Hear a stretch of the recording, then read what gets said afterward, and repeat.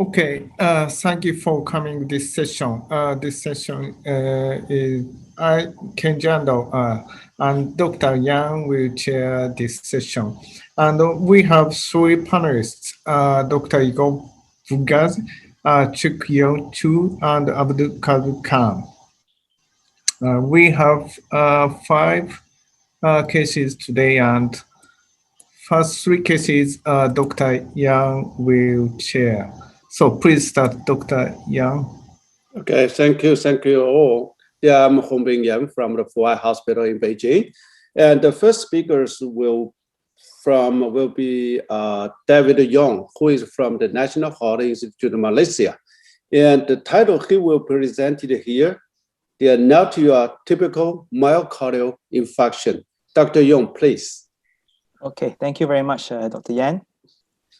I'd like to thank TCTAP for allowing us to present our cases today.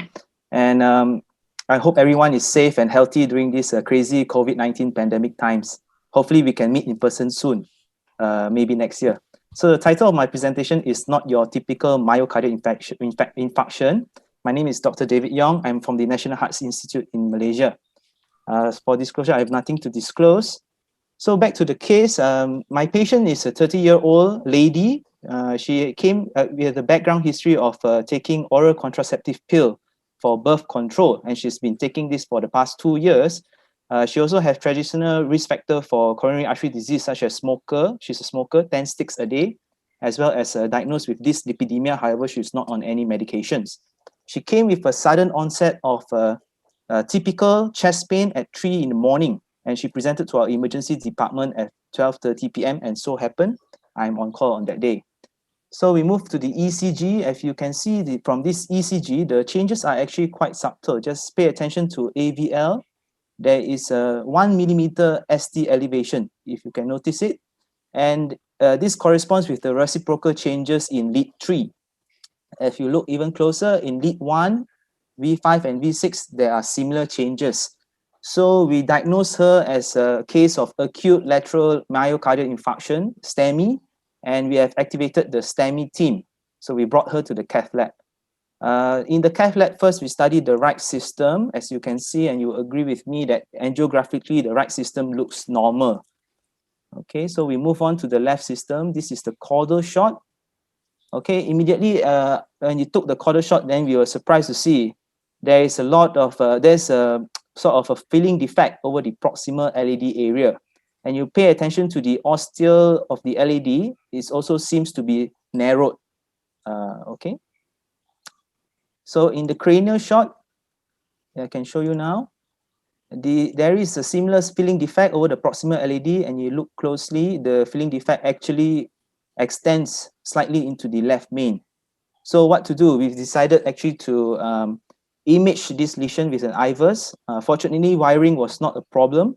We proceeded with the IVUS, and you can see in this IVUS image, I hope you can see, at 9 o'clock to 12 o'clock, there is a hypoechoic area, which we think is most likely a thrombus.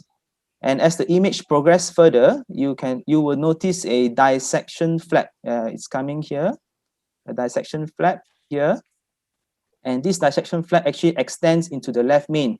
So this is the circ wire, and we are now in the left main, and the dissection flap is still seen. So just to summarize where we are now, in the proximal LAD, there's a lot of thrombus, and there's a dissection flap, and this dissection flap actually extends into the left main. So this is time we have to make a decision. So far, we have diagnosed this patient with acute lateral MI, and the cause of this MI is actually a spontaneous coronary artery dissection at the proximal LAD extending to the left main. So the decision is, should we intervene or manage this patient conservatively? I think we can discuss this further later. In this patient, of course, we've decided to intervene. We went for a direct stenting approach in her because of the high thrombus burden. We chose a DES 3538 and we deployed at 12 atmosphere. This is the position. Notice we deployed the stent just before the large septal branch that you can see here. Okay. So this is after the stent deployment. So after the stent deployment, you notice that we actually lose the flow in the septal branch, and there's a filling defect at the ostium of the septal branch. Actually, this is not unexpected because of the high thrombus that we see in the IVUS image. We expect this to migrate to the distal vessel.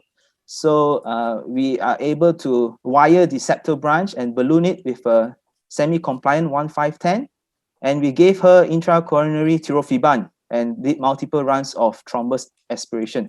Fortunately, we were able to re-establish flow to the septal branch, and subsequently we optimized the stent with a post-dilatation 4015, and we popped the proximal stent with 4512. Finally, we did an IVUS. This is the IVUS run. So you can see that the stent is actually very much well opposed and well expanded. We no longer see any thrombus, and the dissection flap has actually disappeared, closed off. So we're going into the left main. You can see the stent is still well opposed and well expanded. This is the final shots. Okay, I can, we have a good flow. And I think the final shots are quite good. Okay, so post-procedure, the patients remain stable. Her chest pain actually much improved. Hemodynamic, she's okay. And the troponin T actually peaked at 2,320. We did an echo for her during this admission, and we show that the EF is 58%, and there was no regional wall motion abnormality, fortunately for her. So she was discharged well, and we reviewed her in the clinic 6 months post-event, the latest review, and she was well and asymptomatic. So I'd like to go into the discussion now. I brought up 3 points for discussion. First is what the panelists think that is the cause of this spontaneous coronary artery dissection in this patient. Anyone? Yeah. Okay, thank you, Dr. Yong. So now it's open to the discussion to our panelists. So Dr. Chu, could you give the comment to what do you think about the all 3 questions? Oh, for the first question, the cause of SCAD, maybe because the incidence of a coronary dissection is relatively rarely in clinical practice. So the actual cause, for this case, we don't know much, but actually the image study can tell us this is not atherogenic coronary artery disease. This is caused by other causes. So for this kind of a situation, traditional treatment for plaque intervention is not so important. For this case, most important is to restore the coronary flow. So I think the direct stenting is a very effective and quick measurement to rescue this case, is my opinion. I agree with the panelists. The direct stent is the main issue. Revascularization is the main issue point in this case, as because the flow is obstructed and huge thrombus burden. So IVUS study is also this in this case. IVUS maybe embolize the distal branches also. So direct stent is the key issue in this case. Nice case. Thank you. Okay, so time is right. Personally, I think the first question is the cause of the coronary dissection, which you should realize that this is the young lady, and then he has a history of taking the medication of OCP. So this is, I think, this is cause. The intervention or medical treatment, which is dependent upon the patient status, especially hemodynamic status. Because this is acute myocardial infarction, the patient, everything we don't know, and everything, for example, we can get the optimal medication. So because of time limited, so we move to the next case. The next case, the presenter Dr. Aris, also from the National Heart Institute in Malaysia. The title who will be presented here, the coronary perforation sealed with a fat embolization. So Dr. Aris, please. Okay, so thank you so much for the kind introduction. Yeah, I'll be presenting on my case of a coronary perforation which is sealed with fat embolization. So for the disclosure, I have no conflicts of interest to declare. So I'll probably going into my patient's characteristic and also complaint. He is a 71 years old male with background history of diabetes mellitus, hypertension, chronic kidney disease stage 3, gouty arthritis, and also adrenal incidentalomas. He had a chronic stable angina for past 1 year and was subject to exercise stress test, was done at other hospital and was turned up to be positive at stage 1. Thus, he was referred to our center for a coronary angiogram. So for baseline investigations, the ECG showed a sinus rhythm with T-wave inversion over the anterior and also lateral lead. The baseline echocardiography show a normal with good LV function, no regional abnormalities, and no significant valvular disease. The physical examinations were unremarkable. So this is the echocardiography of my patient. So we proceed with the coronary angiogram. It shows that there is a mild to moderate proximal LAD disease with severe mid-LAD stenosis, followed by the CTO at the near distal with ipsilateral collateral from the septal loop. Other vessels are not really significant with mild disease for the circ and also RCA. So this is the image of the coronary angiogram of my patient. You can see from the first image there is a severe stenosis over the mid LAD and also followed by a CTO with the collateral coming from the septal loop. And then this is the image of the left circumflex, just mild disease, and also the RCA also mild disease. So we analyze the CTO. This is I put a static image. So there is a septal loop of this giving collateral to the LAD, the CTO LAD. So the septal loop, the collateral is actually a tortuous vessel, and then the CTO is a tapering proximal cap with a short segment. That's why we choose a preference to go integrate approach for this patient. So the JCTO score for this patient is 1. So for the strategy and also equipment, we approach via the right radial artery. We integrate approach preferably, but second choice should be the retrograde via the septal loop if we couldn't pass through the integrate approach. So for the guiding catheter is EBO 3.56 French, and then we use the filter XT wire with a microcatheter of Caravel as our first choice. So this is the initial attempt. We are using the filter XT wire. Is integrate approach. You can see from this is the wire looks like it is an intraluminal. However, after we try for quite some time, we couldn't advance the wire. So we thought we changed to a more stiffer wire. So from this view, actually the wiring looks like it is a subintimal. We felt that the lesion felt high with no progress. So that's why we decided to use a stiffer wire. We changed it to the Gaia second. So this is look at the redirection of the wire. So this is at the point of the perforation. After quite some time, we tried with the Gaia second, and this is a Aris type 3 perforation.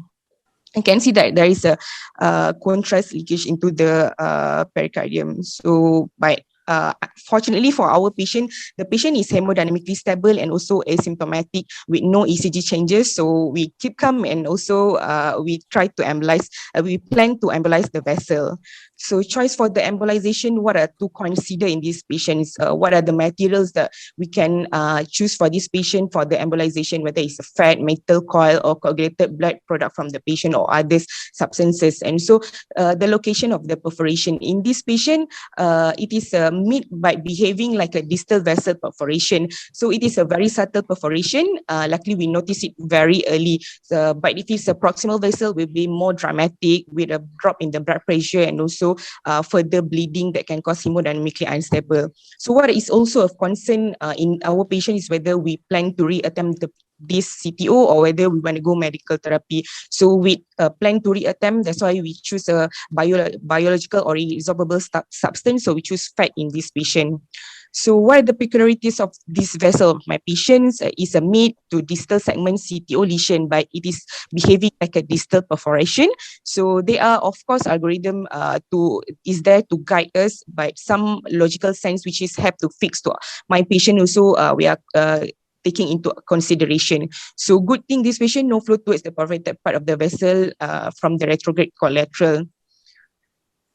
So the technique for the fat embolization, so we harvested fat from the right thigh of our patient. The fat was prepared into small pieces for embolization, and we quickly changed the microcatheter into the rapid transit for a bigger microcatheter lumen for preparation for the fat embolization. We fill up the lumen with contrast, allow uptake for the fat with contrast, and also easily visualize embolization. So this is where we exchange the microcatheter and change quickly to the softer wire. So we can see immediately after we change to the rapid transit microcatheter, actually we have the unintended effect of the microcatheter. We achieve the temporary hemostasis already for this perforation. So this is the outcome after our first attempt of the embolization. We delivered the fat at the end of the soft wire, but we can see at this point is actually still, we feel that is a failed embolization. Probably the fat that we have prepared is probably too small. So we did for the second time. So can see after the second time, there is no more further bleeding. So it was a successful fat embolization to treat for this coronary artery perforation. So after we finish everything, we reverse the heparin with the protamine.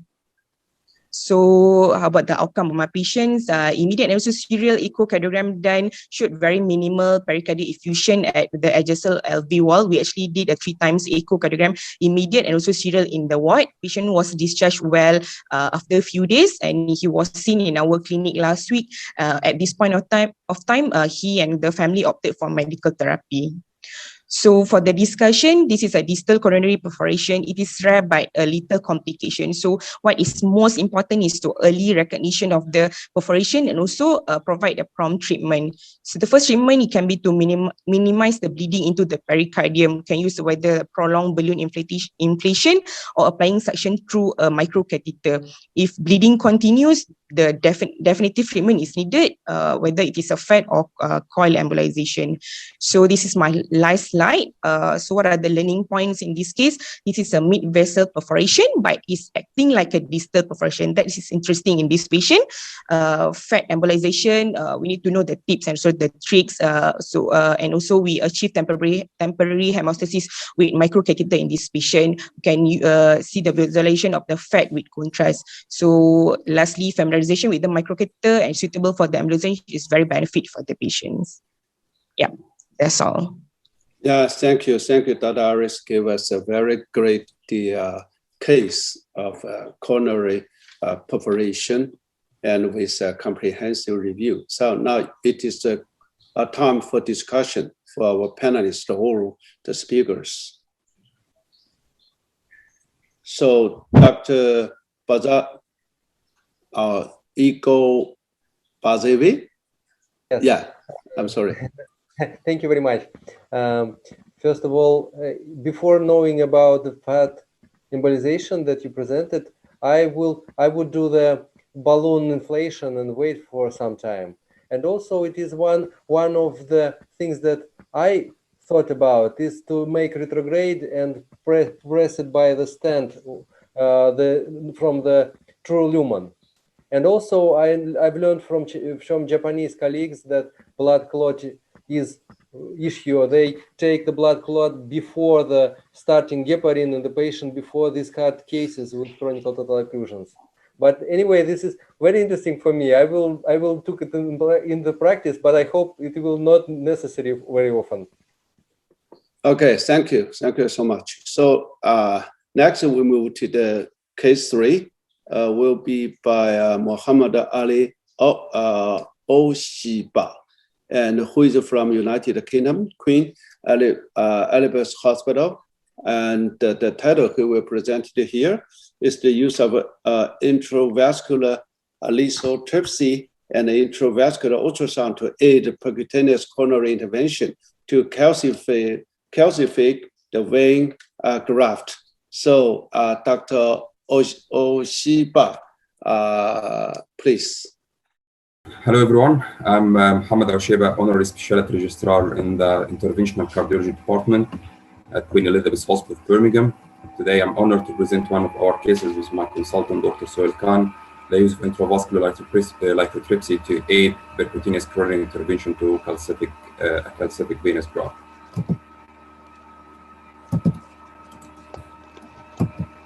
have nothing to disclose. So my case is a 68-year-old gentleman who presented with a sudden onset chest pain after walking. His ECG showed a new dynamic changes in the form of tubular inversion in anterolateral leads. His troponin, high sensitive troponin, was positive at more than 3,000. He has a past medical history of bypass surgery in 1992 with 3 grafts, Lima to LED, 2 venous graft to PDA and diagonal, and he had a PCI to his venous graft to PDA in 2010 with 2 drug-related stent after anestemy. His cardiovascular risk factor was smoking and type 2 diabetes. He was admitted to the CCU and started on IV nitrate, but still has ongoing chest pain, so he was brought to the cath lab as a hot case. In the cath lab, his left renal wasn't palpable, so we went femoral with the help of micropuncture and ultrasound guided. His angiogram showed a patent left main, mild atheroma, and mild diffuse atheroma of the circumflex with aneurysmal mid-segment, the same picture as in 2010. And he had developed a patent Lima to the LAD with good distal runoff. As we can see here in the on the left, patent Lima, and his RCA was no CTO, so we went directly to the vein graft to VDA. It showed a mild ISR, but still good flow.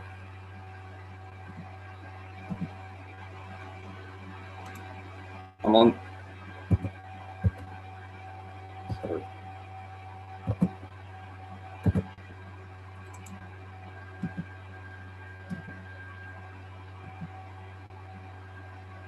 non-selective injection to the vein graft to diagonal showed a severe proximal disease. So now we likely have a culprit.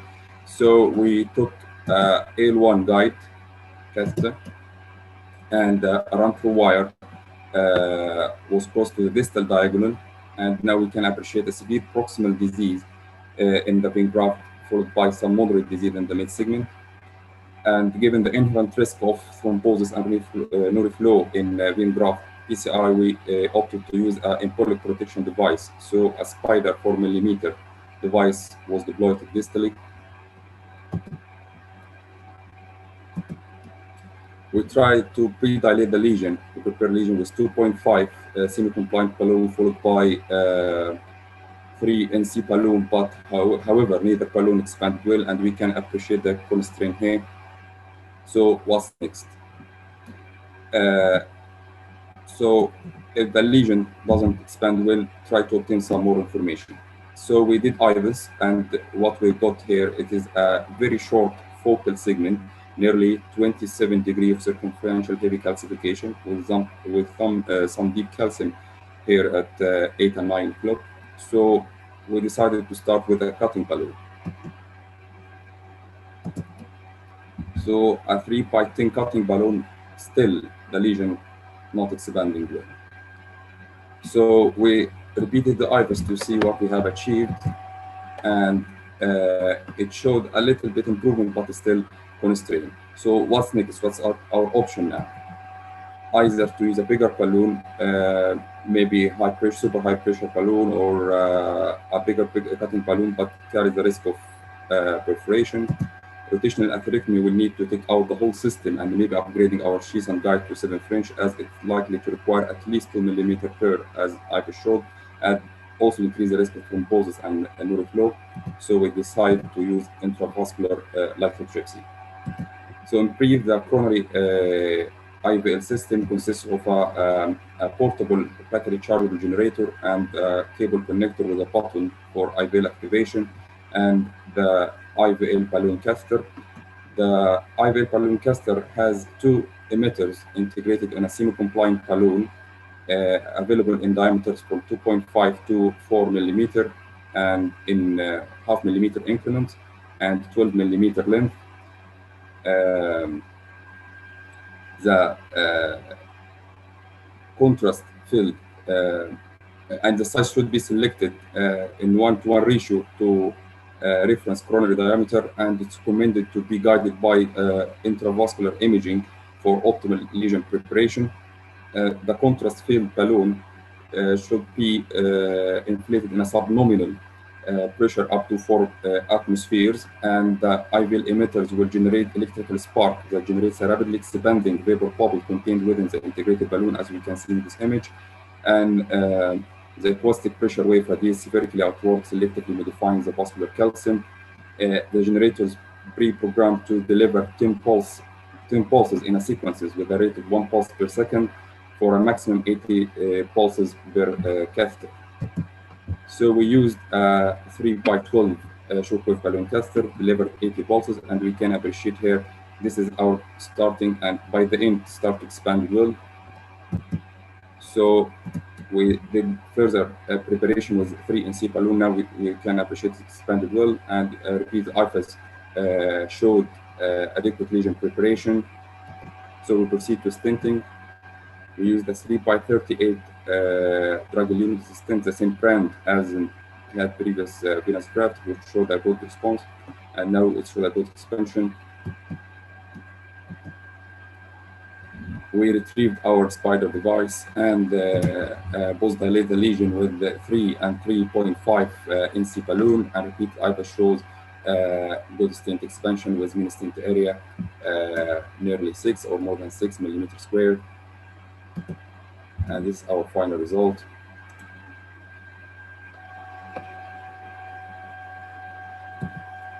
Conclusion: in case of balloon non-dilatable lesion, coronary lesion, it's essential to obtain more information by intracoronary imaging to understand what are we dealing with. Intravascular ultrasound has a high sensitivity in case of coronary calcification and aids to establish your treatment strategy. However, recent data have demonstrated that important protection devices are no longer beneficial. It remains reasonable to use an EBD in cases in which a device replacement is deemed feasible and safe, given the inherent risk of no-reflow and thrombosis in vein graft PCI. It's better to be safe than to be sorry. IVL provides a valid strategy for lesion preparation in severely calcific lesions, coronary lesion with Aris success rate and low procedure complication. Thank you. Thank you for your attention. Thank you for your presentation. I have 2 questions. So the one question is, did you give the CCTA evaluation before your procedure? The first question. The second one is, how about the follow-up result in this case? Sorry, the first question again? The first question, the CT evaluation, CCTA, you know, before the procedure. Maybe I do believe that we can provide some valuable information regarding your strategy. And the second one is the follow-up result in this case. For example, 6 months or 3 months or something like that.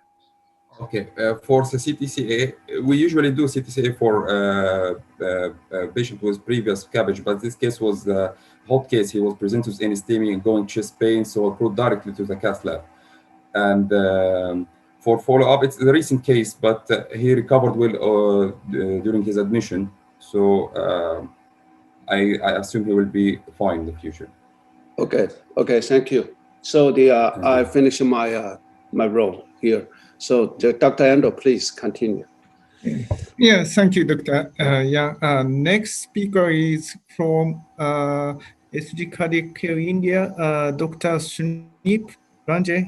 His title is Multiple Intervention as a Speaker of Infarct. So please start, Dr. Banerjee. Thank you. So I'll try to be brief because there is a lot of happening in this case. The first is there is no conflict in this case. I start with the angiograph of this lady who is 54-year-old female and who has actually hypertension and dyslipidemia. And she came from remote areas where primary facilities was just a ECG. And she has been given antiplatelet, and after 5 days she came with heart failure, and they did a angiogram in another center, and which shows a critical lesion in the right coronary artery, some borderline lesion in the left anterior descending artery, and circumflex ramifies into multiple branches, but there is no significant stenosis. Anyway, the treating doctor and the surgeons thought that a bypass surgery will be a best option. So she underwent a bypass surgery, and after a year, she has a recurrence of chest discomfort with a presentation of acute coronary syndrome, and we can see that the lima is atretic and has not been grown, although the venous graft to the right coronary artery is pretty patent. And there is a native a progression of the disease of the left anterior descending artery as seen in this view. And surprisingly, there is something in the submitral area of the left ventricular aneurysm. Now, the surgeon thought that this may not be a good choice to go for a aneurysm repair and surgery. It is just a year. So we thought that we'll take her for percutaneous intervention of this left main to left anterior descending artery. We did some plaque modification. We put a drug-eluting stent, and then we did a appropriate proximal optimization with a good preservation of the flow. And we became cautious in view of the fact that she has already aneurysm. We tried to give a maximum dose of beta blocker. We wanted to keep the LDL as low as possible with this regime, and PCSK9 was also thought inhibitor to decrease the LDL further. Valsartan 120 milligram twice daily was given, and for last 1 year, she's on ARNI and spironolactone, long-acting nitrate at bedtime, dual antiplatelet again, but she continues to have class 3 symptom. And 2018, we did a echo, and we found that this aneurysm is there. This is a still frame, but the patient is in sinus rhythm. There is no mitral regurgitation, and there is no aortic valve disease. So this was good, and her LV function also reasonably good. Now, we thought that as the symptom is persisting, it is the time to intervene the aneurysm by either surgical closure or a percutaneous devious closure. Before that, we need to do a 3D dimensional view. This is the ECG before the procedure, which shows just Q wave into 3 ABF, nothing great. I'll try to share the MRI picture of this patient, and you can see in this view actually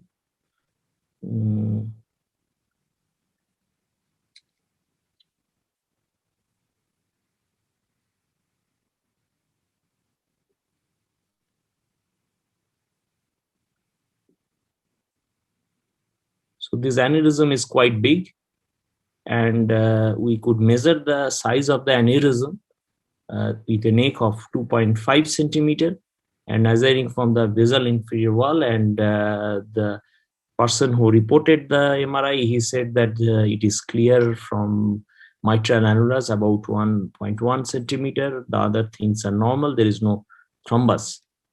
So we took her for a coronary angiogram, and the selective plan for the same. So arteries remains good, but definitely we can see the aneurysm has progressed in size. And we measured here, and it become a little bit different than what the MRI said. It was around 18 millimeters. So, but by MRI it was 25. So we thought that we'll take the larger size. This is the TE probe. We did a arteriotomy, and we had a surgeon with us during this procedure. This is a JAR.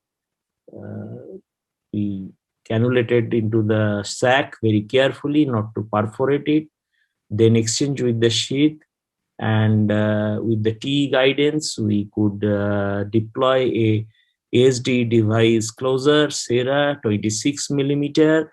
So we found that it is better that take 26, but the MRI reported 25 millimeter, and we could successfully close it.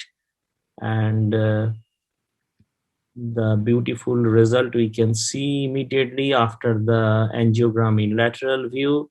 there is definitely a significant disappearance almost of the aneurysm, and the size of the left ventricle has also become less. And the patient's NT-proBNP came down half value, and she's doing right now very well.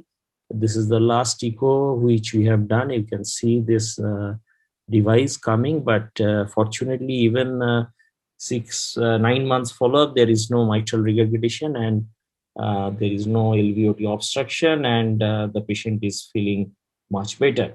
So what I learned from these unusual cases in my career, these are not very rarely seen, that in significant discrepancy happens with the echo, MRI, and angiocardiogram in sizing these things, because it is a three-dimensional, and probably a 3D echo would have been made it easier, which was not available with my center. And we had to be very careful when we are deploying the thing with fluoroscope and TE, and sizing also involves the assessment of the depth of the aneurysm. And with this case, we found that ASD closure is appropriate in this case. I end here and ready to take any question from you. Thank you for giving me this opportunity. Yes, thank you, Dr. Benajay. Very nice cases, great case, I think. And what my question is, what is the reason of mitral area aneurysm? And second question is, post-anticoagulation or post-antiplatelet therapy, do you choose? Fine, thanks. For the first case, it was a late presentation of inferior wall myocardial infarction. So I have not shown you the ECG. The initial ECG was showing ST elevation. And this lady didn't receive any pharmacological therapy for that. And it was already a scar when this first procedure was being done, that it was been missed. And once a scar is there and there is a remodeling of the ventricle, you get this aneurysm. So this is the reason for this aneurysm as I take. As for your second question is concerned, we kept very clearly that the patient's left atrium was normal. And as it is a ASD device closer, so we thought that let's keep it only antiplatelet. And dual antiplatelet, I am continuing. Now this is 1.5 years. As this patient's LDL is also not well controlled. So I am continuing it. Still, I find a reason to stop it. Anticoagulation, definitely I will give if this patient is on a failure and the patient is in atrial fibrillation. Thank you. Is there a comment or a question from the commentators? And I have a question about your choice to use the ASD occluder. For the thickness of myocardium, will you consider to use muscular VSD occluder, because the thickness is not different? For ASD is very tiny waist, but for muscular occluder maybe thinner. How about your choice? I absolutely agree with you. It's all depend upon the availability, the cost of the same. So probably this was almost half the price we got than the muscular VSD occluder, and also I am not getting that typical size.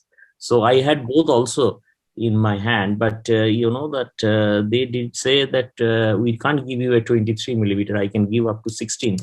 So this was the reason probably, but your point is well taken, and probably this would have been better. Thank you.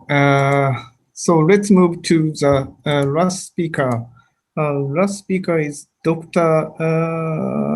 Cui from Chun-Yuan St. Mary's Hospital, Taiwan. His title is Multiple Complication After Delayed Treatment Stemming in COVID-19 Treatment. So please start, Dr. Cui. And this is my presentation for multiple complications after delayed treatment of STEMI and turn to non-STEMI in COVID-19 recently. Now, this is a 56-year-old gentleman and just a severe chest tightness and cold sweating and mild fever since the morning. And the initial ECG in local department showed inferior lead ST elevation and the precordial lead ST depression. But he just come from China, or back from China in Japan, and he necessarily needed to admit it for isolation room. So primary PCI was held at that time. Instead of primary PCI, we just use a systemic urokinase infusion and just 1.5 unit per day. And the result of COVID-19 test showed negative 3 days later. And the chest X-ray shows no improvement and the progression. Leukocytosis with elevated CRP level about 19 was noted, and acute kidney injury was found.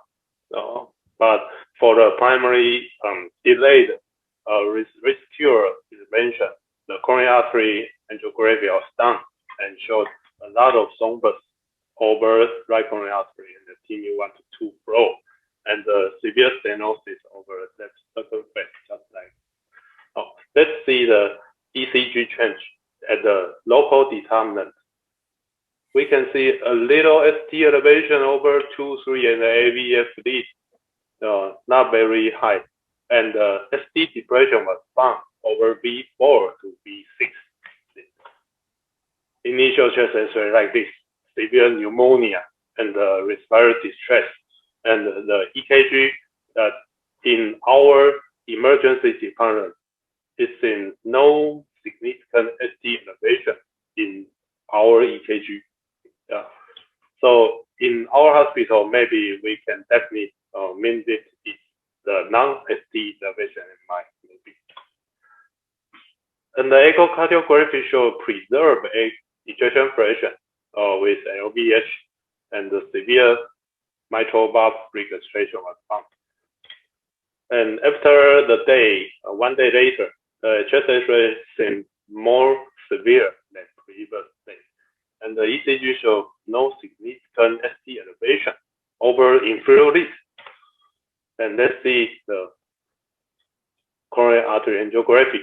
Severe stenosis was all noted over distal circumference, and a large thrombus was found over the middle right coronary artery. So we arranged a thrombus suction, and some debris was aspirated out, and just like this. And after thrombus suction, we arranged a balloon dilatation and standing. Now, after standing, we can see the RV branch made since the Myocardial. We have tried to wiring to the RV branch, but the flow over intra-standing area show progress slowly, and maybe some microthrombus formation was found. So we just gave up to wiring to the right RV branch. And for the circumference, it's simple procedure. We just wire and balloon and standing. And after standing, it's been very good left circumference flow. And after the flap, maybe due to the RV branch was drilled, so intermittent bradycardia and secondary AV block was noted, and long pause near syncope was found after discharge. Yeah. So we arranged pacemaker implantation for the secondary AV block with syncope episode. But refractory pulmonary edema and pleural effusion was noted because the heart echo shows severe MR. We arranged a surgical intervention. This is a Holter study. The Holter study detects the second degree AV block with long pause. And the surgical intervention showed the papillary muscle rupture. So it is the reason to cause the severe mitral valve regurgitation. And this is our echocardiography before surgical intervention. We can see the broken or ruptured papillary muscle over there, and the severe mitral valve regurgitation was noted. So in our opinion, the most suggested management of STEMI was primary coronary intervention. And after successful revascularization for carpal lesion, if critical stenosis was noted, or in our case, or maybe we can treat the left circumflex in the same time, or if the medication and the condition is preserved.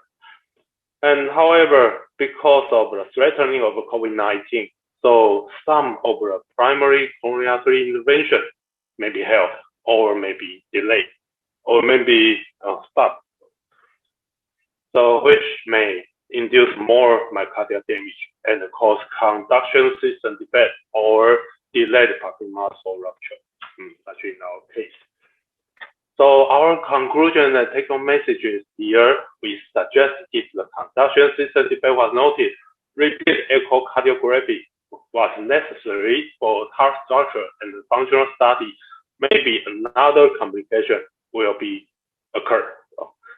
For post and MI complication may occur and it should be kept in mind.